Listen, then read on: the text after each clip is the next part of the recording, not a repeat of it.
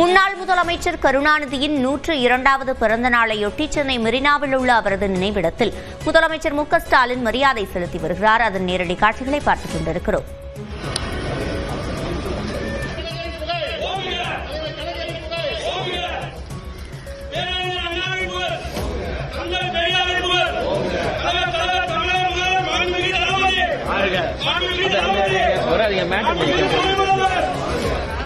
தொடர்ந்து கூடுதல் விவரங்களை செய்தியாளர் தமிழரசியிடம் கேட்கலாம். தமிழரசி, விவரங்கள். சிவரஞ்சனி, முன்னாள் முதலமைச்சர் கலைஞர் கருணாநிதியின் 102வது பிறந்த நாளையொட்டி அவரது நினைவிடத்தில் முதலமைச்சர் மு.க.ஸ்டாலின் தற்போது மலர் தூவி மரியாதை செலுத்தி வரக்கூடிய காட்சிகளை நாம் பார்த்து வருகிறோம்.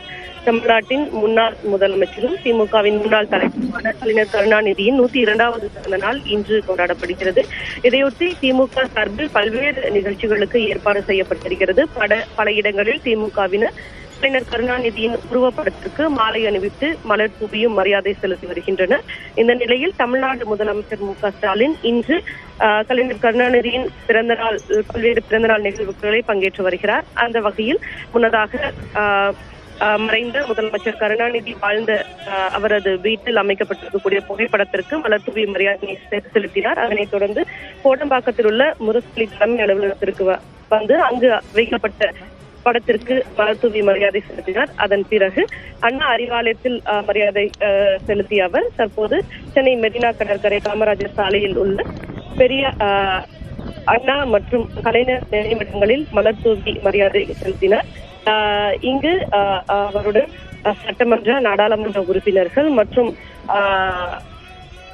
திமுக நிர்வாகிகள் உள்ளிட்டோர் பங்கேற்றுள்ளனர். தொடர்ந்து இந்த கலைஞர் நினைவிடத்தில் பணியாற்றக்கூடிய ஊழியர்களுக்கு முதலமைச்சர் நலத்திட்ட உதவிகளை வழங்கினார். தொடர்ந்து கலைவாணர் அரங்கில் நடைபெற இருக்கக்கூடிய கலைஞர் மு. கருணாநிதி செம்மொழி தமிழ் விருது வழங்கி செம்மொழி தமிழாய்வு மத்திய நிறுவனத்தின் புதிய நூல்களை முதலமைச்சர் மு.க.ஸ்டாலின் வெளியிட இருக்கிறார். சிவரஞ்சனி, விவரங்களை வழங்கியமைக்கு நன்றி தமிழரசு.